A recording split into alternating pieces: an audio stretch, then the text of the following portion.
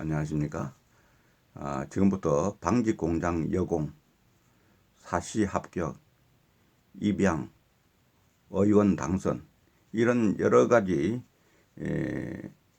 이름으로 알려져 있는 김미애의 인생 역전이라는 제목으로 여러분과 함께 공유하고자 합니다. 이번에 여성 국회의원으로 당선된 김미애 의원의 인생 역전 우리가 한번 같이 공유하면서 우리도 세상을 어떻게 살아나가야 될 것인가를 김미애의 인생 역전을 통해서 한번 배워보도록 하겠습니다.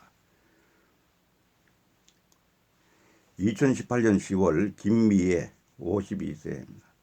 변호사 휴대전화에 장문의 문자 메시지가 도착했다. 보낸 사람은 자유한국당 김세연 의원. 김 변호사는 보좌관을 통해 만나자던 김 의원 제안을 한 차례 거절한 상황이었다. 김 의원은 직접 문자를 보내 식사가 안 되면은 차라도 한 잔 마시자고 요구했다. 둘의 만남은 성사됐고 이 자리에서 김 의원은 이렇게 기업 아버지의 정치적 유산을 이어받았기 때문에 시민들이 그렇게 보지 않습니다. 변호사님처럼 스스로 일어선 분이 정치하셔서 우리 당을 바꿔야 합니다. 김 의원은 왜 그런 문자를 보낸 것이었을까? 일찌감치 고아가 된 소녀 17세에는 부산 방직공장에서 밤새 실타래를 돌렸던 여공, 짝퉁 스카프를 팔고 초밥집에서 툭하면 칼에 손을 베이던 20대 시절, 뒤늦게 들어간 야간대학, 5년여간의 사시준비, 762건의 국선 변호를 맡았던 변호사, 결혼한 적 없고 한 번도 자신의 배 아파 낳은 아이도 없지만 지금 새 아이를 키우는 엄마, 김 변호사의 이력서입니다. 1년 전 그녀는 아이 셋을 불러 이렇게 말했습니다. 자, 이제 엄마가 국회의원이 되기 위해 선거에 나갈 거다. 대한민국을 위해 일할 거다. 아이들 반응은 저마다 달랐습니다. 당시 19세이던 첫째는 관심을 보이지 않았고 초등학교 6학년 둘째는 이모 같은 사람이 정치하는 게 맞아? 근데 이모가 선거에 떨어질까봐 걱정돼. 직접 입양한 막내인 초등학교 2학년 딸은 엄마 좋아. 그래도 꼭 나와 놀아줘야 해. 이렇게 말했다고 그럽니다. 미래통합당 공천을 받아 21대 부산 해운대에 나선 싱글맘 김미애는 53%의 득표율로 당선이 되었습니다. 말하기 좋아하는 이들은 그가 통합당보다는 민주당 후보로 더 어울린다고 했다. 20일 부산 해운대에서 김 당선자를 만났다. 43세의 아이 셋 키운 싱글맘. 인터뷰했던 날 아침에 김 당선인은 초등 3학년이 된 막내 딸을 깨워 노트북 앞에 앉혔다. 이날은 아이가 온라인으로 등교하는 첫날 겨우 아이를 앉혀놓고 당선 인사를 하기 위해 밖으로 나갔는데 딸에게 계속 전화가 왔다. 엄마 안 돼 모르겠어. 김 당선인은 방 4개짜리 아파트에서 아이 셋과 함께 산다. 이날 전화를 건 막내는 2011년 입양해 자신의 가족 관계 등록부에 올렸다. 첫째는 작은 언니의 아들, 막내를 입양한 그해 언니가 백혈병을 얻어 사망할 무렵 그는 조카의 미성년 후견인이 돼 집으로 데려왔다. 처음이 아니었다. 그 3년 전인 2008년 12월에는 큰 언니가 남편의 사망 등으로 우울증에 걸리자 10개월이던 언니의 딸을 데려와 키웠다. 세 아이의 성은 각각 위, 안, 김으로 다르지만 엄마의 이름은 하나, 김미애다. 선거 내내 아이들을 등장시키지 않았다. 아이들의 현재 모습을 공개한 적이 없다. 뒤통수나 마스크 쓴 모습만 살짝 보였을 뿐이다. 몇 년 전에 KBS 인간극장에서 우리 가족을 찍고 싶다 했지만 거절했다. 물론 난 괜찮다. 아이들도 텔레비전에 나가는 거 좋아한다. 하지만 아이들은 아직 미성년자라서 진정한 의사라고 의사라고 보기 어렵다. 이렇게 이야기했습니다. 언니들의 아이들뿐만 아니라 자신의 아이도 그 입양을 했는 그런 또 사례가 있습니다. 결혼해서 직접 아이를 낳아도 됐을 텐데 하고 웃었다고 그런다. 나를 좋아하는 남자도 몇 있었습니다. 그런데 그분들은 그냥 나를 좋아했던 거지 내 아이를 좋아하고 내가 추구하는 삶을 같이 공유하는 사람은 아니었던 것 같다. 내가 좋아하는 사람은 이태석 신부 같은 사람이다. 남수단의 신발을 신지 못하는 사람들을 위해 직접 발을 그려 신발을 만들어주신 그 마음을 사랑한다. 이렇게 이야기한 바가 있습니다.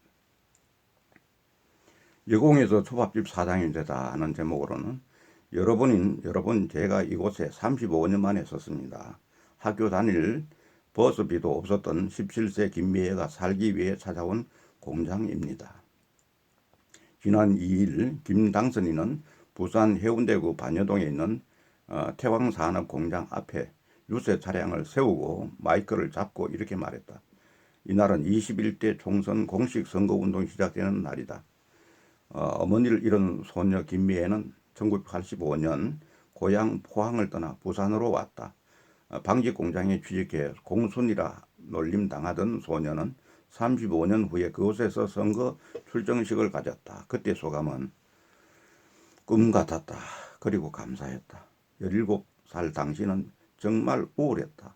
당연히 이런 상황은 상상 못했다. 어릴 적 삶은 어땠는가? 부모님 고향은 제주인데 아버지가 배 사업을 하러 포항으로 가셨다. 그런데 사업이 망했다. 차비가 없고 도시락을 못 싸 굶을 정도로 가난했다. 내가 초등학교 5학년 때는 해녀로 생계를 책임지던 엄마가 말기 암 진단을 받았다. 늘 방에 누워 계셨다. 제발 낫게 해달라고 기도하기 위해 엄마를 리어카에 태우고 30분 거리에 있는 교회로 갔다. 15세에 엄마가 돌아가셨다. 아버지는 그가 20살쯤 세상을 떠났다. 1970년대보다는 여성 청소년의 공장 취직이 줄던 시절인데 친한 친구 가운데 중학교 졸업 후 부산에 있는 공장에 취업한 애가 있었다. 그 친구가 하루 주말을 맞아 고향 집에 왔다. 1985년 5월 비가 오는 날 그 친구를 따라 부산으로 갔다. 당시 부산 경남 공장에는 일자리를 찾아 취업한 친구가 많았다. 기숙사에는 수백 명의 또래 여학생이 있었다. 한 방에 7, 8명 정도가 함께 살았다. 일렬로 누우면 방에 빈틈이 없었다. 근무는 오전, 오후, 야간, 다음날 또 오전 6시 이렇게 3교대로 진행됐다. 나는 실이 끊어지면 다시 실을 잇는 작업을 했다. 실타리를 꽂으면 빠르게 회전하기 때문에 새벽에 졸면 곧바로 손이 날아갈 수 있는 작업이었다. 공장 나와서는 초밥집을 열었다. 어른이 되면 좋은 일을 하면서 대학도 다니게 될 줄 알았다. 그런데 20살이 돼도 그런 삶이 펼쳐지지 않았다. 그래서 우선 돈을 벌어야겠다 하는 생각에 공장을 관두고 일본어를 배웠다. 당시 부산에는 일본인 관광객이 많았다. 이들을 상대로 짝퉁 핸드백이나 스카프를 파는 잡화점에서 일했다. 한 달에 50만 원을 벌었는데 방세, 교통비 등을 빼고 나면 25만 원 가량을 저축했다. 그렇게 3년 만에 1,000만 원을 모았다. 이후 폼나는 식당을 차리자는 생각에 초밥집을 하게 되었다. 초밥집은 잘 됐는가? 1994년부터 2년간 정말 열심히 살았다. 내가 주방장, 설거지, 청소, 계산대 보는 것까지 다 했다. 그렇게 이야기하고 그때 경험이 변호사나 정치하는 데 어떤 영향을 미쳤을까? 나중에 변호사 돼서 내가 부산시 행정심판원을 했다. 저 사람이 왜 저랬을까라는 생각을 할 수밖에 없었다. 그래서 사건의 이면을 보려고 애를 썼고 생계형은 많이 감경해 주려고 노력했다. 아이 여성 돌보는 변호사로 변신했다. 1995년 그렇게 초밥집을 접은 후에 이듬해 김미애는 다시 수능 공부를 해서 동아대 법대 야간에 입학했다. 그의 나이 29세 때였다. 이후 5년간 사법시험 준비해 2002년에 합격했다. 그 5년이 가장 행복했다고 했다. 대학에 들어가서 다시 공부를 하게 된 계기는 공장 다니고 초밥집 하면서 세상의 부조리를 봤다. 그래서 변호사를 하자고 생각했다. 대학에 들어가서 사법시험을 준비했다. 그 공부할 때가 정말 행복했다. 어릴 적 그렇게 공부하고 싶었다. 하지만 돈도 없었고 도와주는 사람 한 명이 없었다. 그런데 대학 들어가서 공부만 열심히 했더니 모든 게 다 되더라. 공부 열심히 했더니 학교에 장학금을 줬고 고시반 입실 시험에 합격하니까 기숙사 방을 주더라. 월세를 아낄 수 있게 된 거다. 그게 밥도 세 끼를 다 줬다. 세상이 이런 데가 어디 있느냐 하고 생각했다. 내가 공부한 동아대 도서관은 천국 같은 곳이었다. 구석진 창가에 내가 고정적으로 맡아놓은 자리가 있었다. 매일 새벽 5시 30분에 앉으면 물소리와 새소리가 들렸다. 맑은 정신으로 공부할 수 있었다. 그 고마움 때문에 나는 쓰레기가 보이면은 주워 담았고 칠판도 닦았고 기숙사 세면 창문에 붙어있던 선팅지가 떨어지면은 직접 내 돈으로 사서 바르고 그랬다. 변호사가 된 후에 2006년부터 지금까지 모교에 장학금 1억 원을 냈다. 변호사가 된 뒤에는 나는 사회적으로 가장 약한 사람은 아이라고 생각한다. 그래서 아이와 관련된 활동을 많이 했다. 소년 분류심사원에서 늦게까지 소년원 아이들을 접견했다. 아이들과 말을 좀 더 하고 싶은데 접견 시간이 다 됐다고 빨리 안 가느냐고 해서 싸운 적도 많았다. 지금도 아이들에 대한 접견 시스템이 어른하고 비교하면 너무나 초라하다. 가난한 소년, 여성의 등의 변호를 포함해 국선 변호만 762건을 하게 되었다. 왜 그 당에 들어갔느냐고 물으면 가장 고통스럽다 합니다. 삶의 궤적이 보수 정당과는 맞지 않다는 주장이 있다. 어떤 점이 맞았나? 나는 보수의 가치를 신뢰하고 자유를 존중한다. 물론 평등도 어느 정도 필요하다. 하지만 열심히 일해서 꿈을 이루고 싶으면 그렇게 할 수 있는 시스템을 마련해 주는 게 맞다. 열심히 노력했는데도 나보고 구질구질하게 살라 하면 나는 못 산다. 열심히 살아서 내가 잘 살고 그걸로 어려운 사람 돕자는 게 내 생각이다. 그런데 그들 진보 진영 가운데 일부는 열심히 사는 사람들에 대해 존중하지 않더라. 뭐하러 그렇게 치열하게 사느냐는 것이다. 예를 들면 명품을 좋아하면서 아닌 척하는 사람을 봤다. 또 자사고나 특목고 반대하면서 자기 아들들은 거기 보내고 또 미국 유학도 보낸다. 최강욱 당선인 봐라.